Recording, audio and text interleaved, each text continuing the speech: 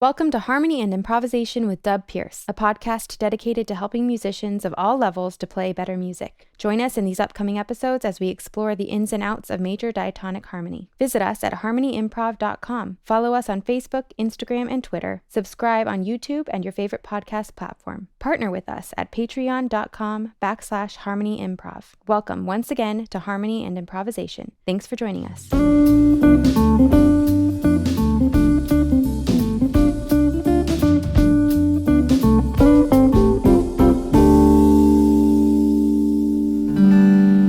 Welcome to the second episode of Harmony and Improvisation. And I'm just going to pick up where we left off last time, try to keep it moving along. We're going to do a little bit of review, and then we're going to start launching into rote memorization of major keys. A couple things I didn't mention last time. One is that one of the places that I hope that this will go in terms of being used would be with teachers, private teachers and classroom teachers, anybody who either wants a support video or support information or maybe a different point of view on how to teach what we call music theory, at least initially, or just teachers who want to embellish what they're teaching in their classrooms or in their private lessons. I encourage teachers to use this any way you want. The term music theory scares a lot of people. Harmony improvisation is a study of music theory, but I want to emphasize that I don't think that music theory, as it is often taught, is a list of rules that must be adhered to. I look at the study of harmony or music theory as a list of recipes for sounds. The one we're looking at now is major scales, and we're looking at major note sets. And those major note sets all sound the same, but are different note sets. They contain the same sets of intervals, but they are different named note sets.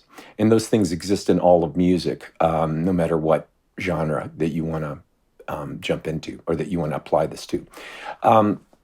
Also, the way that I teach is going to leave out a big thing that I think a lot of theory teachers are going to look at and go, why don't you talk about the circle of fifths? Circle of fifths is something that it's a fun mathematical way to look at how music is constructed and how notes and intervals and scales and note sets and chords all apply to one another. In particular, music theory classes often teach the circle of fifths as one of the integral ways that you learn keys. I don't think that it's necessary. I think the circle of fifths is probably more applicable after you've done some rote memorization. Once you know major keys, once you know major note sets, the notes that are called in major keys, I think you can look at the circle of fifths and go, oh, that's interesting, cool, move on. The circle of fifths can be thought of like a slide rule for keys, things like that, or slide rule for relationships between chords, things like that. I can't tell you the last time that I saw on a bandstand, particularly in any improvisational situation where, somebody said, okay, circle of fifths, let me think through my keys to figure out how to play this tune in the key of A. No, it just doesn't exist. We're going to rote memorize. All right, so let's move on. Excuse me for my throat again. I'm still getting over a little bit of the remnants of the 2020 flu. Let's review a little bit. Last time in the first one, we learned three keys. We learned the key of C major, C, D, E, F, G, A, B, the key of C flat major, C flat, D flat, E flat, F flat, G flat, A flat, B flat, and the key of C sharp major, C sharp, D sharp, E sharp, F sharp, G sharp, A sharp, and B sharp. For those you watching the YouTube video, you can see the graphic. But for those of you who are listening to the podcast, what I'm hoping that you will do, because I think this is really useful, is kind of in your mind's eye, envision a word. Think of a word as the spelling of these keys. Each note set or key or scale is just 7 notes. We remember phone numbers very easily with 7 notes, and even with prefixes, things like that. But so these 7 notes are going to be really easy for you to remember, and we're going to take it one set of keys at a time. What's going to happen is over the course of the next few short podcasts, you're going to learn, for instance, today, an A flat major note set and an A major note set. You're going to learn those side by side. So you're learning 2 keys at once. Then we're going to do B flat and B. Then we're going to do, we've already done C, C flat, and C sharp. Then we're going to do D flat and D. And then we're going to do E and E flat. And then we're going to do F and F sharp.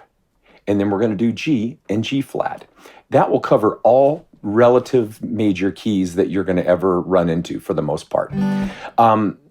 So in a way of kind of setting up a way for you to do this, I want you to envision the word that we learned last time, C, D, E, F, G, A, B. Think of that in your head. It's just whatever font you want on a white piece of paper. C, D, E, F, G, A, B.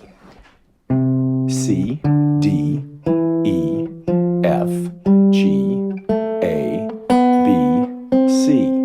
C, B, A, G, F, E, D, and C. Once again. C, D, E, F, G, A, B, C. Simple, right? Let's do the other 2 simple ones that are related to C. C flat, C flat, D flat, E flat, F flat, G flat, A flat, B flat, C flat, C flat, B flat, A flat, G flat, F flat, E flat, D flat, and C flat. Simple. C sharp.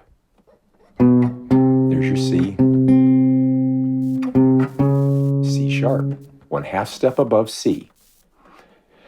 C sharp, D sharp, E sharp, F sharp, G sharp, A sharp, B sharp, C sharp, C sharp, B sharp, A sharp, G sharp, F sharp, E sharp, D sharp, C sharp, C sharp major.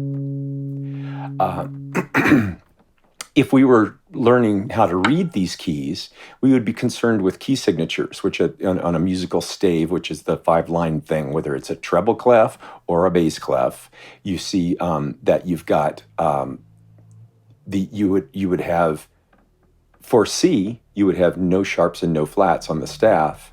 For C flat, you would have 7 flats written in. And for C sharp, you would have 7 sharps written in. Simple. But for now, what I'm trying to get you to do is hear, see a word in your head, and relate those tones with that word. We're going to switch now to the lesson for today, which is A, an A flat major. Bear with me just a second. So, when we looked at C, we didn't talk about the intervals that each one of these, just a second ago, we didn't talk about the intervals that each one of these notes in the note set are. 1, 2, 3, 4, 5, 6, and 7. We'll jump onto that, because we did that last time, we'll jump onto that with A and A flat. You're going to learn A and A flat now, and we're going to relate it to the tones or the interval names within the major note set. We'll start with A major.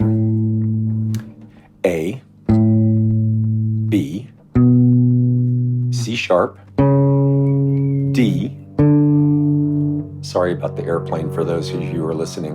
For some reason, they just decided to dive bomb where I am. Start that again.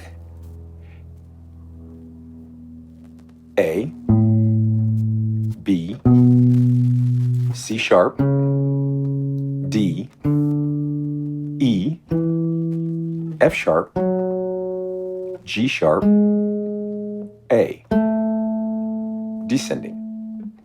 A, G sharp, F sharp, E, D, C sharp, B, and A. A major. A is the 1. A above that, the octave above, is also the 1, but it's the 8th note of the scale. It just happens to be the same tone, an octave above the A. A is the 1. B is the 2. C sharp is the 3. D is the 4. E is the 5. F sharp is the 6. G sharp is the 7. And A is the octave. A, G sharp, F sharp, E, D, C sharp, B, A. Now, if you want to know how we call this key, the key A has 3 sharps. Those sharps are C sharp, F sharp, and G sharp. The third interval, A, B, C sharp, is sharped. 4 and 5 are natural notes. The 6 is F sharp, and the 7 is G sharp. Knowing these interval names is as important as knowing the note names, because after we learn keys, we're going to start looking at intervals and triads. Intervals would be a major second, A to B, a major second, A to B, a major third, A to C sharp, a major third, A to C sharp, a perfect fourth, A to D, a perfect fourth, A to D, a perfect fifth, A to E, a perfect fifth, A to E, a major sixth, A to F sharp, a major sixth, A to F sharp, a major 7, A to G sharp, A to G sharp. Those are all ascending intervals. Second, third, fourth, fifth, sixth, 7. Okay, so now let's go to A flat. Again, the word A, B, C sharp, D, E, F sharp, G sharp. A, B, C sharp, D, E, F sharp, G sharp. A flat major. Now, interesting, if you'll think back to the key as C, C sharp, and C flat, all we did was make all those natural notes in C, D, E, F, G, A, B, make them all sharped for C sharp, make them all flatted for C flat. Now, it's sort of the same thing when we go from A major note set to A flat major note set. The natural notes in A major, which are A, B, D, and E, are all going to be flatted. And the sharp notes in A major, C sharp, which is the third, F sharp, which is the 6th, and G sharp, which is the 7th, those are all going to be natural notes. Let's test it out. There's your A. We're going to go to A flat, B flat, C, D flat, E flat, F, G, A flat, G, F, E flat, D flat, C, B flat, A flat. See the word. A flat, B flat, C, D flat, E flat, F, G, A flat. See the word. Now remember, in A it was A, B. Well, those are both going to be flatted. A flat, B flat. A, B, C sharp. That C sharp is now going to be a C. The D and the E, the 4th and the 5th of the A note set, are going to be D flat and E flat. The 6 and 7, which were sharped, F sharp and G sharp in the key of A major, are now going to be natural. F and G. You're also hearing a rooster, I know. I'm sorry.